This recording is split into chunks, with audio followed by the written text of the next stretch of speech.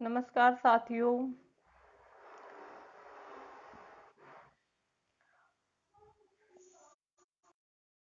सबसे सबसे पहले आपका बहुत बहुत आप सभी को मेरा नमस्कार।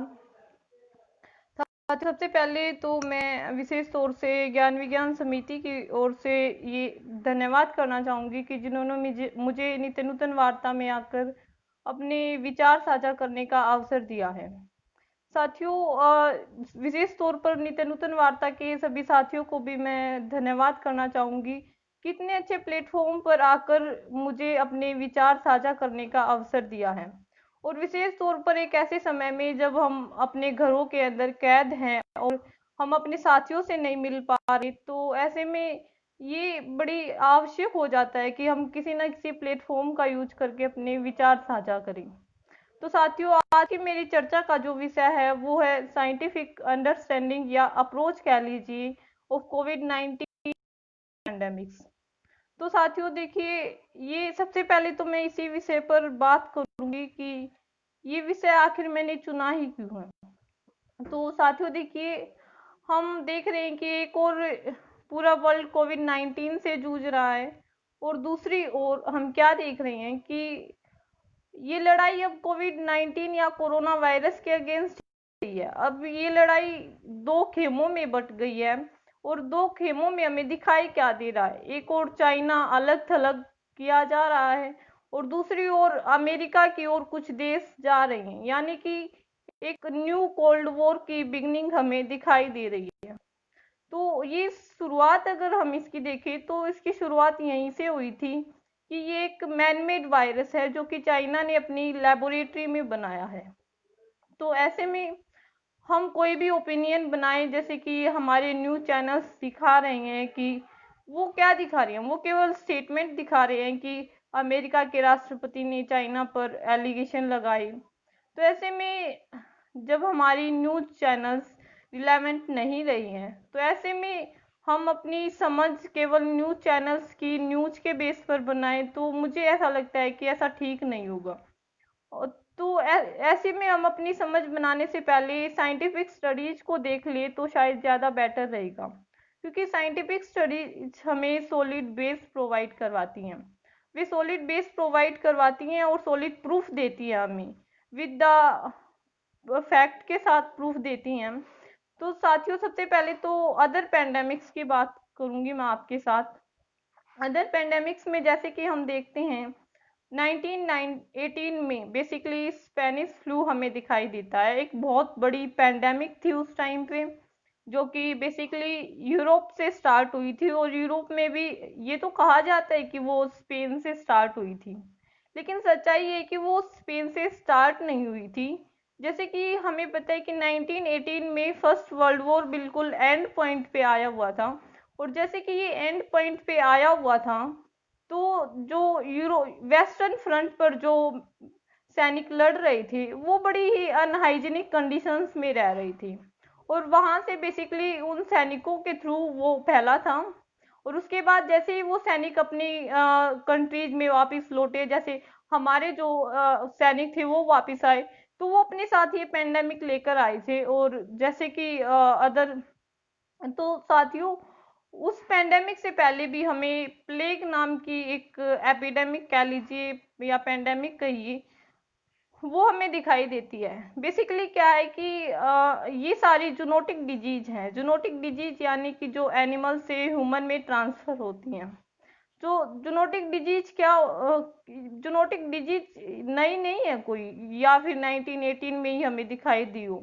अगर हम सही तरीके से देखें तो जिसे हम ब्यूबोनिक प्लेग कहते हैं, वो प्लेग सबसे पहले 541 एडी में यानी 541 ईस्वी में हमें रोमन एम्पायर के अंदर देखने को मिला था। बेसिकली उस टाइम पे रोमन एम्पायर दो हिस्सों में डिवाइड हो चुका था, लेकिन जस्टिनियन प्लेग के रूप में ब्यूबोनिक प्लेग की वो पहली सिग्निफिकेंट प्रेजेंस थी। क्योंकि उस टाइम पे इतनी साइंटिफिक स्टडीज नहीं हुई थी, तो उस टाइम पे ये पता ही नहीं चल पाया था कि बेसिकली क्या ये किसी इंटरमीडिएट होस्ट के थ्रू फैला है या फिर डायरेक्टली एनिमल टू ह्यूमन में ट्रांसमिट हुआ है, ऐसा कुछ पता ही नहीं चल पाया। उसके बाद हम देखते हैं 1350 में द द ब्लैक डेथ के नाम से प्लेग फैला। और वो केवल यूरोप में ही नहीं फैला था, क्योंकि आप देखेंगे वो 14वीं सेंचुरी आ चुकी थी और उस टाइम तक अंत इंट्रा कॉन्टिनेंटल आवागमन भी शुरू हो चुका था और काफी डेवलपमेंट भी हुई थी, क्योंकि उस टाइम पे पुनर्जागरण का काल यूरोप में चला हुआ था। तो उस समय भी उस द ब्लैक डेथ में भी प्लेग ने इतनी ज्यादा भयानकता के साथ वो फैला था कि 1/3 पॉपुलेशन ऑफ द वर्ल्ड उसने पूरी तरीके से खत्म कर दी थी। उसके बाद फिर 1665 में यही प्लेग हमें लंदन में देखने को मिला। लंदन में बेसिकली क्या हुआ था, लंदन में इसकी वजह से 20% पॉपुलेशन खत्म हो गई थी। इसके बाद जो हम देखते हैं 1918 में हम स्पेनिश फ्लू की बात करते हैं। वो भी एक जोनोटिक डिजीज थी, जो कि बेसिकली जिसने पहले चूहों को प्रभावित किया था। जब चूहों में ये फैल रही थी तो अल्बर्ट कामू एक नोवेलिस्ट हुए थे, जिन्होंने द ग्रेट प्लेग नाम से एक किताब लिखी थी। द प्लेग में अल्बर्ट कामू ये बहुत अच्छे तरीके से बताते हैं कि किस तरीके से जब तक कि वो प्लेग चूहों में फैल रहा था तब तक प्रशासन का कोई ध्यान ही नहीं था। वो बिल्कुल प्रशासन जिस तरीके से आज हम देख रहे हैं, सरकारें जैसे आज मना कर रही हैं कि कम्युनिटी ट्रांसमिशन नहीं है हमारे यहाँ, ठीक उसी तरीके से उस समय भी प्रशासन जब तक चूहों की मौतें होती रही और ढेर लगते रही, प्रशासन ने बिल्कुल भी ये स्वीकार नहीं किया था कि एक नई महामारी फैल गई है। तो इसलिए हम ये सोचे कि ये सरकारों का आज का एक नया रवैया है, ये बिल्कुल नया नहीं है। अल्बर्ट कामू अपने उपन्यास में बड़े ही मनोवैज्ञानिक विश्लेषण सरकारों का भी और आम जनता का भी किया है अल्बर्ट कामू ने। तो उस प्लेग से स्पेनिश फ्लू से बहुत बड़ी तबाही मची थी और हम आज उससे सीख सकते हैं, बहुत कुछ सीखा जा सकता है, लेकिन क्या हो रहा है कि सीखा नहीं जा रहा। तो साथियों देखिए आज क्या हो रहा है, जब ऐसे में वर्तमान में जब कोविड-19 को हम देख रहे हैं, तो कोविड-19 बेसिकली एक डिजीज नहीं है, एक पेंडेमिक नहीं है, बहुत बड़ा खतरा है ये। और ये खतरा अगर अब के लिए टल भी गया तो अगर हम अब तो कुछ देर में ही मैं इसके आपको साइंटिफिक फैक्ट बताऊंगी, तो हम लोग देखेंगे कि ये अब का खतरा नहीं है, ये बहुत बड़ा खतरा है। तो साथियों देखिए, जब हम कोविड-19 की बात करते हैं तो कोविड-19 बेसिकली एक डिजीज नहीं है। कोरोना जिसको हम कह रहे हैं, ये कोरोना ग्रुप ऑफ फैमिली, एक ग्रुप ऑफ वायरस है, जिसमें जिसको कहते हैं corona Virdi family of viruses. Corona Virdi family of viruses में 4 तरीके के वायरस होते हैं: alpha corona, beta corona, delta corona और गामा कोरोना। बेसिकली जो सार्स है, मर्स है या कोविड-19 है, सार्स, मर्स और कोविड-19 जो फैले हैं, ये फैले हैं beta corona virus, beta corona family के वायरस से ये फैले हैं। और जैसे कि अगर बात की जाए अकेले सार्स की, सीवियर एक्यूट रेस्पिरेटरी सिंड्रोम, जो कि 2002 में चाइना के सदर्न प्रोविंस गुआंगडोंग से फैला था, उस टाइम पे भी इस वायरस के इंटरमीडिएट होस्ट का पता नहीं चल पाया था कि इस वायरस के अंदर इंटरमीडिएट होस्ट कौन था। बेसिकली ये तो माना गया कि ये बैट से फैला है, लेकिन ये नहीं पता चल पाया कि इस वायरस का इंटरमीडिएट होस्ट कौन है। और आज तक भी साइंटिफिक स्टडीज इसको लेकर वेरी करती हैं कि कौन इसका इंटरमीडिएट होस्ट रहा था। देखिए, सीवियर एक्यूट रेस्पिरेटरी सिंड्रोम के अंदर जो ये 26 कंट्रीज में फैली और इसमें डेथ हुई 8,000 के करीब जब डेथ हुई, लेकिन इसके अंदर भी लिथैलिटी रेट अगर हम देखें तो 10% के अराउंड था, इतना ज़्यादा लिथैलिटी रेट नहीं था। तो उस टाइम पे जब सीवियर एक्यूट रेस्पिरेटरी सिंड्रोम फैला तो बैट पर स्टडीज की गई, चाइना में की गई बैट पर स्टडीज, लेकिन कोई भी वैक्सीन अभी तक सार्स की हमें दिखाई नहीं दी थी। उसके बाद अगर देखें तो 2012 में मिडल ईस्ट रेस्पिरेटरी सिंड्रोम, जो कि बीटा कोरोना से ही फैला था, तो उस टाइम पे देखिए, अगर हम इन तीनों को देखेंगे ना, तो सार्स, मर्स और कोविड-19 को, तो बेसिकली अगर कंबाइनिंग वे में इन तीनों को देखा जाए तो अभी तक जो सबसे भयानक दिखाई देता है हमें वो बेसिकली मर्स था। कोविड-19 भी नहीं है अभी तक। तो मर्स में क्या हुआ था कि मर्स में हमारे लोअर लोअर जो रेस्पिरेटरी ट्रैक्ट है वो बुरे तरीके से इन्फेक्ट होता था, और उसमें पूरे रेस्पिरेटरी सिंड्रोम को इस तरीके से इन्फेक्ट करता था कि बेसिकली फर्दर अगर उसमें जो बचा भी तो उसका रेस्पिरेटरी सिस्टम हमेशा हमेशा के लिए इतना कमजोर बना दिया था उसने। मर्स में लिथैलिटी रेट नियर अराउंड 35% रहा, जो कि बहुत ज्यादा था। लेकिन गनीमत ये थी कि वो सऊदी अरेबिया उसका एपी सेंटर रहा, और सऊदी अरेबिया से बाहर वो फैला नहीं था। 8,000 के करीब, 8,000 से ज्यादा हमें डेथ देखने को मिली। और मर्स अभी खत्म नहीं हुआ है। अगर हम देखें तो मर्स को हम छोड़ नहीं सकते वर्तमान में भी, क्योंकि 2009 तक के डाटा डब्ल्यूएचओ ने दिखाए हैं। डब्ल्यूएचओ ने उसके केसेस 2019-20 तक में उसके केसेस अभी भी मिडल ईस्ट में देखने को मिल रही हैं।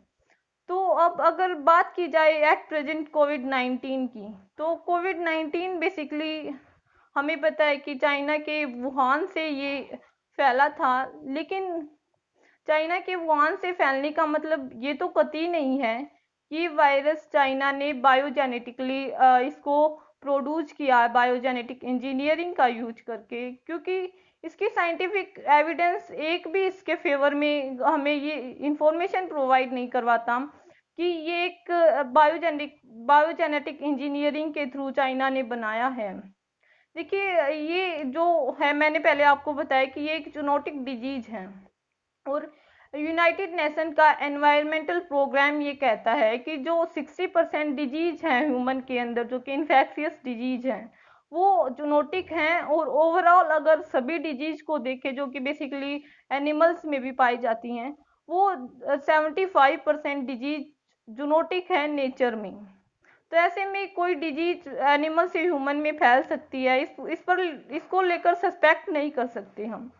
तो जो कोरोना वायरस या कोविड-19 की हम बात करते हैं, ये वायरस बेसिकली क्या है? देखिए, कोरोना हमें बहुत सुनने को मिल रहा है। कोरोना एक ज्योग्राफी की टर्म है, जो कि बेसिकली सन से रिलेटेड है। सन के आसपास कोरोना कवच होता है सन का। इसी तरह इस वायरस की आउटर सरफेस पर स्पाइक प्रोटीन पाए जाते हैं। स्पाइक प्रोटीन बेसिकली जो कि कोरोना वायरस को न्यूट्रिएंट प्रोवाइड करवाता है।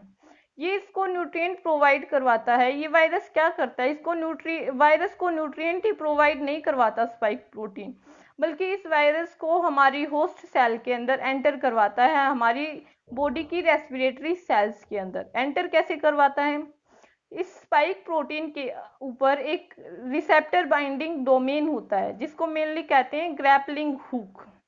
ये ग्रैपलिंग हुक, दूसरी ओर जो हमारी बॉडी की रेस्पिरेटरी सेल्स हैं, वो सेल्स हमें उस सेल्स के ऊपर एक प्रोटीन पाया जाता है जिसको कहते हैं ACE2 प्रोटीन। ACE2 प्रोटीन को रिसेप्टर प्रोटीन भी कहते हैं। ये रिसेप्टर प्रोटीन जो होता है, ये जो रिसेप्टर बाइंडिंग डोमेन बेसिकली है स्पाइक प्रोटीन के ऊपर, एक तरीके का हुक बना लेता है हमारी रेस्पिरेटरी सेल्स के ऊपर पाए जाने वाले प्रोटीन के साथ।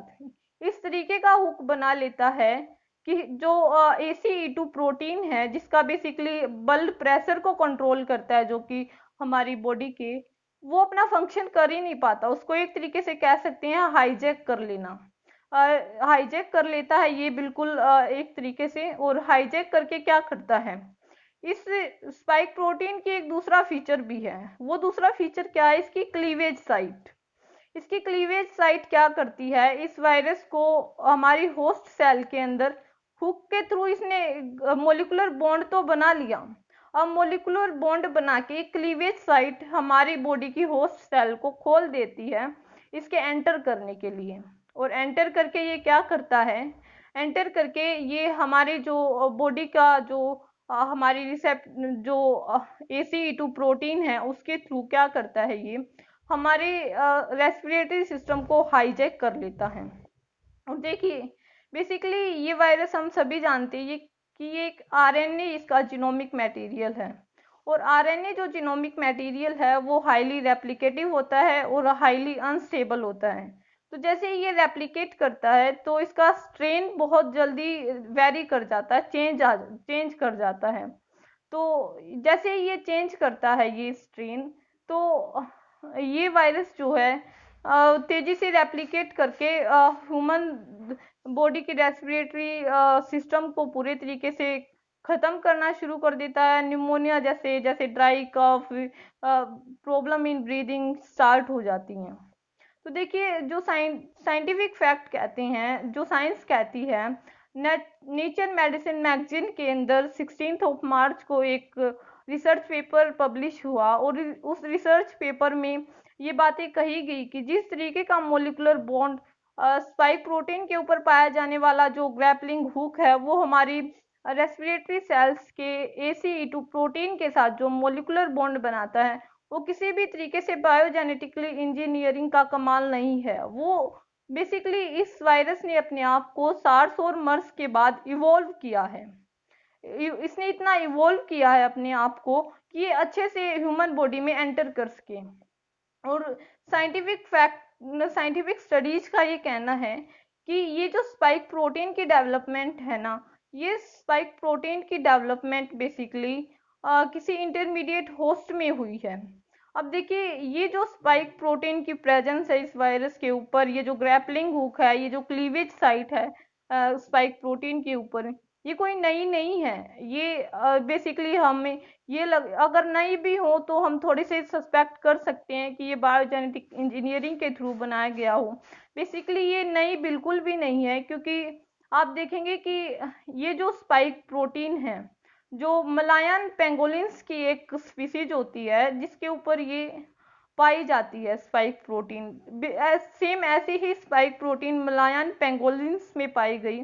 और ये साइंटिफिक फैक्ट है कि चाइना के गुआंगडोंग प्रोविंस में मलायन पेंगोलिन्स को इलीगली इंपोर्ट किया जाता है। तो चाइना की वेट मार्केट में जब मलायन पेंगोलिन्स को इलीगली इंपोर्ट किया जाता है, तो ऐसे में हम ये कहना कि ये एक बायोजेनेटिक इंजीनियरिंग के थ्रू किया गया है, ये बिल्कुल कोई भी साइंटिफिक स्टडी शो नहीं कर रही है। और सेकेंडली क्या है कि ये जो क्या है कि हम देखेंगे कि वायरस ने सार्स और मर्स के बाद इस वायरस ने अपने आप को इवोल्व किया है। हमने शुरू से ही एक चार्ल्स डार्विन की थ्योरी पढ़ी है, नेचुरल इवोल्यूशन की थ्योरी, और एक survival of the fittest theory भी चार्ल्स डार्विन की ही है, जिसमें ये कहा जाता है कि कोई भी जीव समय के साथ अपने आप को according to environment, according to nature के साथ जैसे ही अपने आप को इवोल्व करेगा तो वही जिंदा रहेगा। अगर कोई अपने आप को एनवायरनमेंट के अकॉर्डिंग चेंज नहीं कर पाएगा तो वो सस्टेन नहीं कर पाएगा। तो ऐसा ही तो ये एक यूनिवर्सल थ्योरी है चार्ल्स डार्विन की, और ये यूनिवर्सल थ्योरी इस पर कोरोना पर भी लागू होती है। तो ऐसे में ये कहना कि इसे बायोजेनेटिकली बनाया गया है, ये बिल्कुल अनसाइंटिफिक फैक्ट है। ये केवल हम देख सकते हैं कि एक जीनोफोबिक एटीट्यूड जो है ना अमेरिका का, वो हमें दिखाई देता है। देखिए, बेसिकली ये नहीं है कि I am in the favour of China, लेकिन I am in the favour of truth. जो सच्चाई है वो सच्चाई है। अब देखिए, एक और बात है कि ये वायरस, मैंने बताया कि आरएनए इसका जीनोमिक मटेरियल है, तो ये रेप्लिकेट करने के साथ ही चेंज हो जाता है। और चेंज होता है तो इसके स्ट्रेन, अलग अलग स्ट्रेन है, जैसे कि बेसिकली जो कहा जाता है कि जो वुहान प्रोविंस में जो कोरोना वायरस था वो L strain of this virus था, उसके अंदर एल स्ट्रेन था। और अभी हम देख रहे हैं कि इंडिया में भी ICMR के द्वारा इसकी अलग अलग रिसर्च की जा रही है, इसके जीनोमिक सीक्वेंस बनाए जा रहे हैं। तो जैसे ही इसके जीनोमिक सीक्वेंस बनाए जा रहे हैं, तो ये जीनोमिक सीक्वेंस ये दिखा रहे हैं कि इंडिया में भी अलग अलग स्ट्रेन इसके हैं।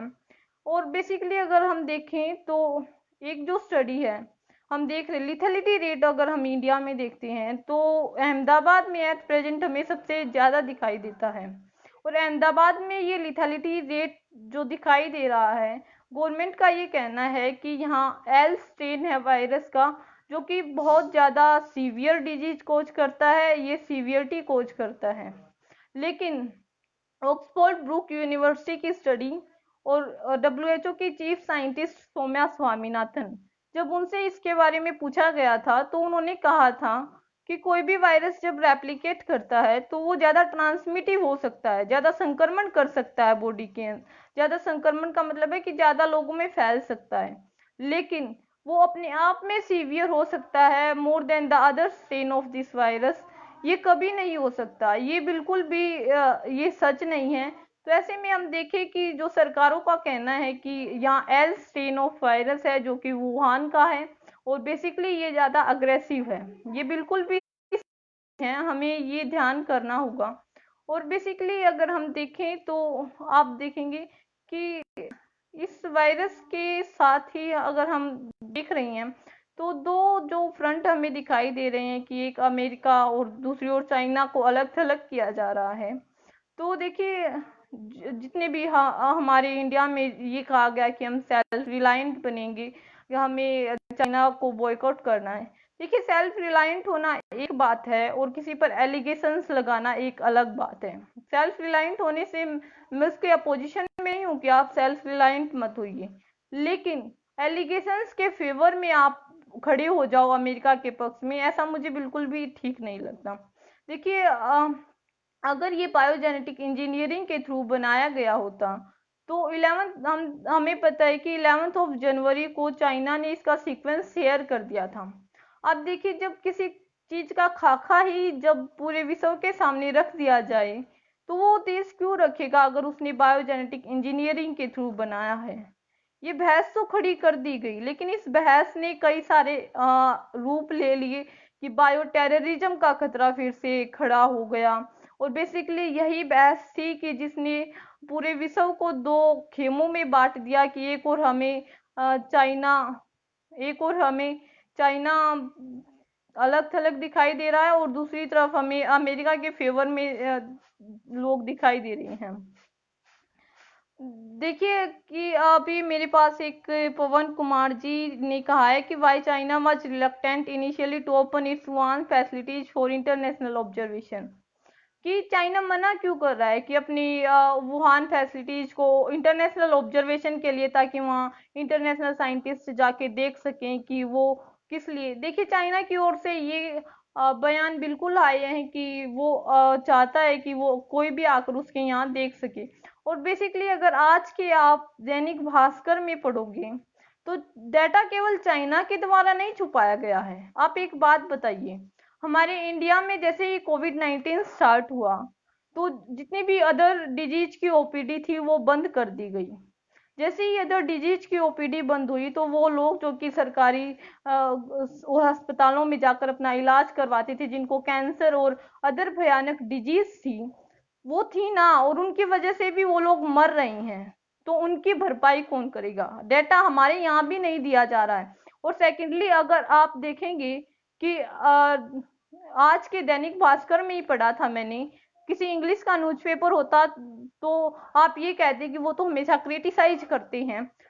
आज के दैनिक भास्कर न्यूज़पेपर में ये आया हुआ है कि डाटा अमेरिका ने भी छुपाया है। और ये पहली बात नहीं है कि ये न्यूज मैंने पहली बार पढ़ी हूँ, इससे पहले भी आया कि वॉशिंगटन हाउस के अंदर जो द व्हाइट हाउस के अंदर जो इसके लिए इंटरनल कमेटी बनाई गई है उसके ऊपर इतनी स्ट्रिक्ट एक तरीके से वो बनाई गई है कि वो विदाउट प्रेसिडेंट की कंसल्टेशन के वो डाटा शेयर नहीं कर सकती।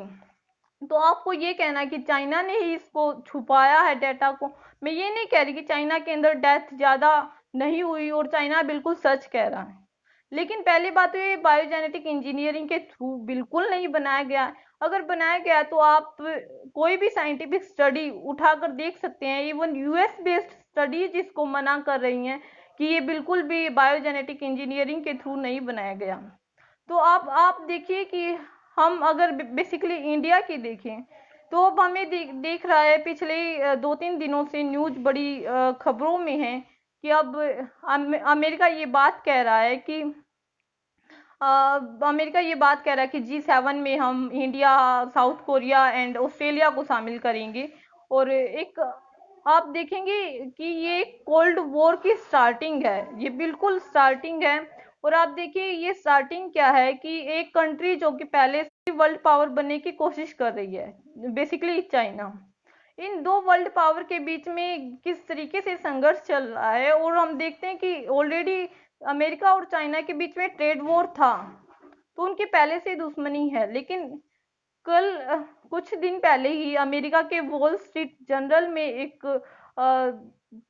वो छपी थी हेडलाइन, जिसमें ये लिखा गया कि now India is a new ally of America in this new cold war. इस नए कोल्ड वॉर में भारत अमेरिका का साथी है।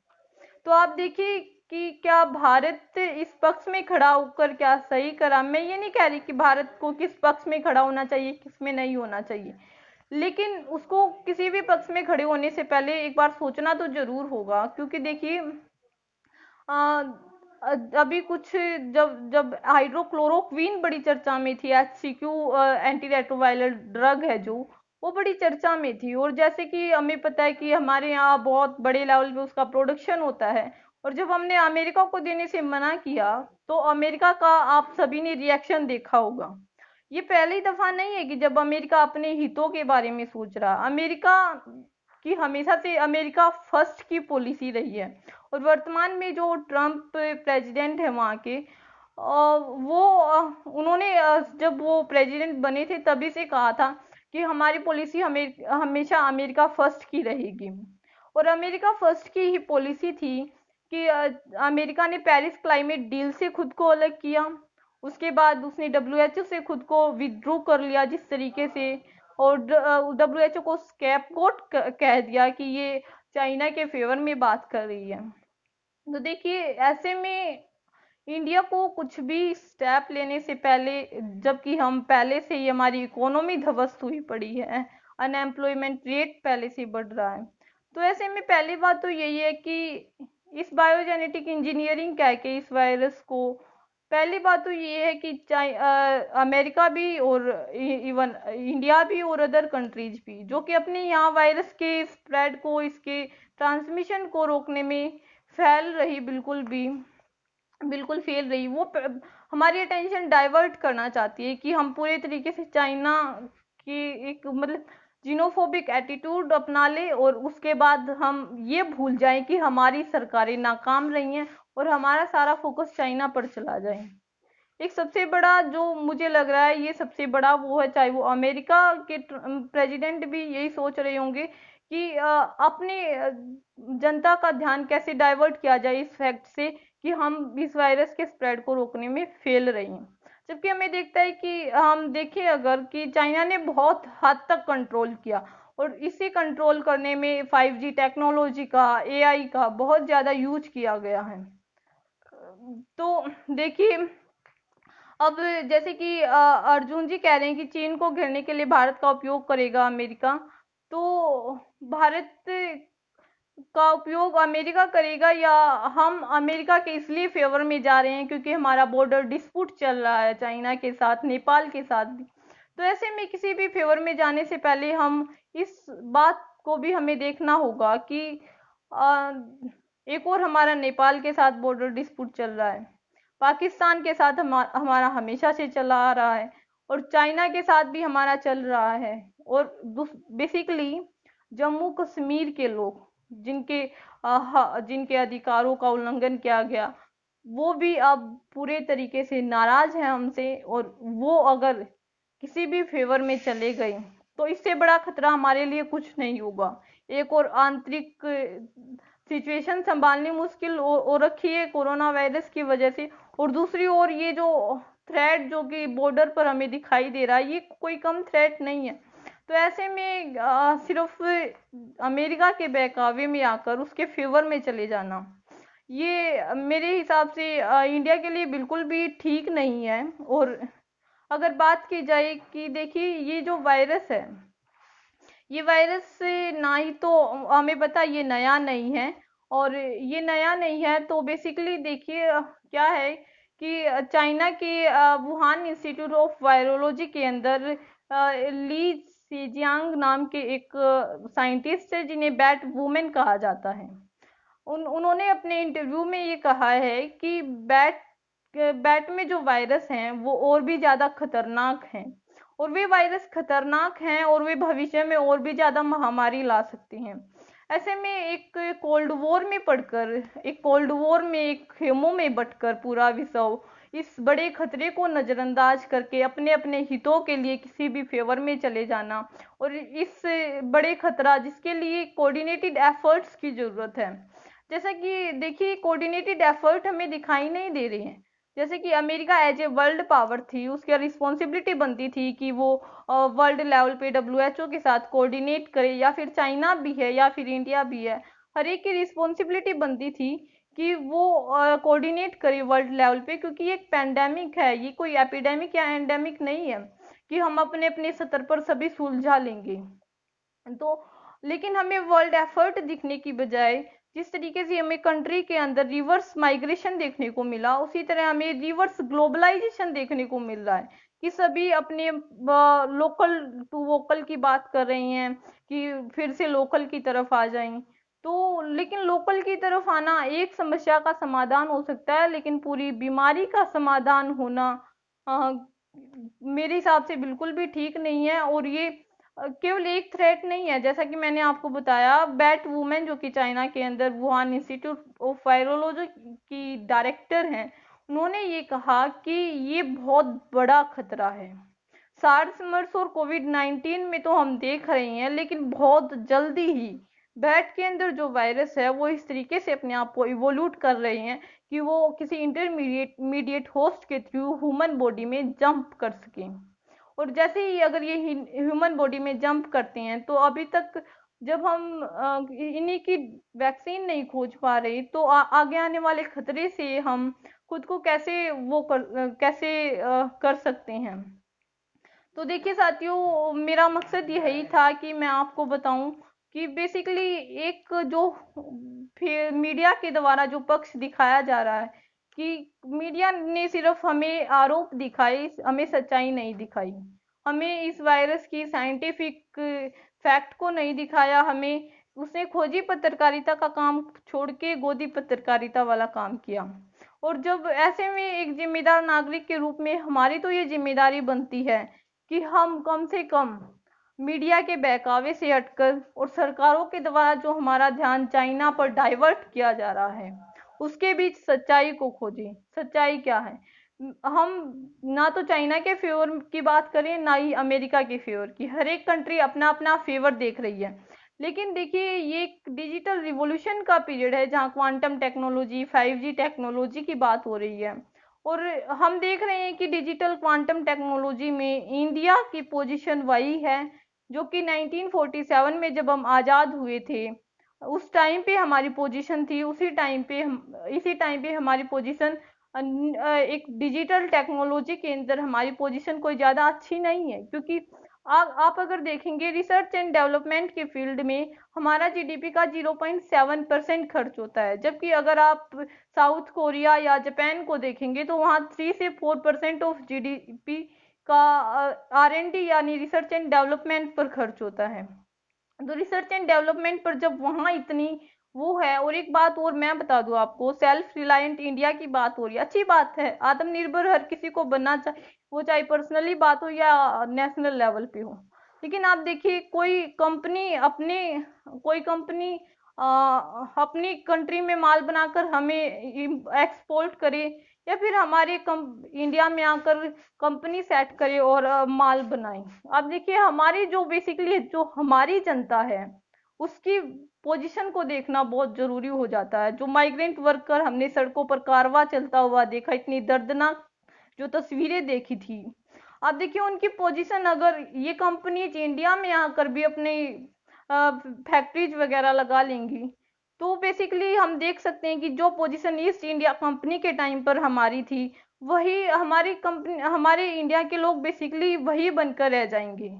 बिल्कुल एज ए लेबर ही वो परफॉर्म करेंगे, उनको कोई अच्छी जॉब नहीं दी जाएगी। जैसे कि हम हिस्ट्री को एनालाइज करते हैं, अपनी हिस्ट्री को, जिस तरीके से ईस्ट इंडिया कंपनी आई थी और उसने हम जिसको कहते हैं कि धन का दोहन, क्या ड्रेन ऑफ वेल्थ थ्योरी जो है, वो ट्रेन ऑफ वेल्थ थ्योरी अब भी अप्लाई होती है। साथियों, आज की चर्चा को मैं यहाँ यहीं पर कंक्लूड करना चाहूंगी कि इस नए कोल्ड वॉर में इंडिया को अपनी सिचुएशन किसी भी खेमे में करने से पहले अपनी आंतरिक सिचुएशन को और सच्चाई को और ये देखकर कि कौन सा देश अपने कौन से हितों को देख रहा है, ये देखकर ही इंडिया को किसी भी खेमे में शामिल होना चाहिए। हमारी सरकारों को पहले अपनी आंतरिक पोजीशन देखनी चाहिए। हमारे अभी जगह जगह पर विद्रोह पनपने शुरू हो सकते हैं, क्योंकि जो माइग्रेंट वर्कर घर चले गए हैं, घर जाकर उनकी समस्याओं का समाधान नहीं हुआ है। अगर आप देखेंगे घर में भी वो भूखे ही बैठे हैं। एक आशियाना बेशक से उन्हें मिल गया हो, अपने घर के अंदर एक छत मिल गई हो, लेकिन पेट तो उनके अब भी भूखे ही हैं। तो इंडिया किसी भी पोजीशन में जाए, इससे पहले कि ये जरूरी हो जाता है कि इंडिया सब कुछ पूरे तरीके से देखे। पवन कुमार जी कह रहे हैं कि is not automation of industrial production also a big challenge. ये बिल्कुल ही एक बिग चैलेंज है इंडस्ट्रियल प्रोडक्शन का, क्योंकि अगर हम देखेंगे कि जितनी भी अनाउंसमेंट गवर्नमेंट के द्वारा की गई हैं वो अनाउंसमेंट सारी खोखली हैं। वो सारी प्रोडक्शन साइड की या कह सकते हैं हम सप्लाई साइड की बात करती हैं, डिमांड साइड की बात नहीं करती हैं। डिमांड साइड कब बढ़ेगी? जब हम जनता के पास परचेजिंग पावर होगी, उसके हाथ में पैसा होगा, वो चीजें खरीदेगी, तब उनकी सप्लाई साइड से जब डिमांड साइड से जब मांग बढ़ेगी तभी तो सप्लाई साइड अच्छे से कर पाएगी। लेकिन अगर हम देखें तो सरकारों ने डिमांड साइड की बात की ही नहीं है, सप्लाई साइड की बात की है। और जितने भी अनाउंसमेंट हम देखते हैं वो सारी अनाउंसमेंट एज ए लोन है, जिसमें गारंटी दी जाएगी सरकार के द्वारा, आप लोन लीजिए। लेकिन जब डिमांड ही मार्केट में नहीं होगी तो लोन लेकर एमएसएमई सेक्टर करेगा क्या, जो कि पहले ही क्राइसिस में फंसा हुआ है। वो कोई भी लोन लेगा ही नहीं, क्योंकि कोई भी रिस्क लेना नहीं चाहेगा। और दूसरी बात अगर हम देखेंगे कि अगर लोन बैंक ने बांट भी दिए तो एनपीए क्राइसिस जो है वो बहुत ज्यादा बढ़ सकता है। नॉन परफॉर्मिंग असेट जो पहले ही बहुत ज्यादा बढ़े हुए हैं वो और भी ज्यादा बढ़ेंगे। और अगर हम देखें कि ये बहुत बड़ी आर्थिक मंदी का रूप लेगा, क्योंकि देखिए कि अगर जो 1929 में ग्रेट रिसेशन आई थी ना, वो स्टार्ट कहाँ से हुई थी? वो स्टार्ट हुई थी जब अमेरिका में बैंकों का दिवालियापन हुआ था। रातों रात बैंक दिवालिया हुए और वहां से आर्थिक मंदी शुरू हुई। तो ऐसे में जब बैंकों का नॉन परफॉर्मिंग असेट बढ़ जाएगा तो बैंकों को दिवालिया होने से कोई भी ताकत रोक नहीं सकती, क्योंकि पहले से ही बैंकों का एनपीए क्राइसिस बहुत ज्यादा है। तो ऐसे में कि सरकार केवल लोन बांटकर अपनी जिम्मेदारी से पल्ला झाड़ ले, या चाइना ये कहकर कि ये चाइनीज वायरस है, हमारी तो इसमें कोई गलती ही नहीं है, ये कहकर हमें मिसलेड कर दे, ऐसा बिल्कुल नहीं हो सकता। तो साथियों, मैं यही कहना चाहूंगी कि जब भी हम कुछ भी देखें तो इससे पहले हमें सब कुछ सारे फैक्ट पूरे कंट्री के भी और इंटरनेशनल लेवल पे हमें जो जो दिखाई दे रहा है वो सभी देखने की बहुत ज्यादा जरूरत है। और साथियों, एक बार फिर से मैं आप सभी का धन्यवाद करना चाहूंगी कि नित्य नूतन वार्ता में आकर आपने मुझे अपने विचार साझा करने के अवसर दिए। थैंक यू साथियों, आप सभी का बहुत बहुत धन्यवाद।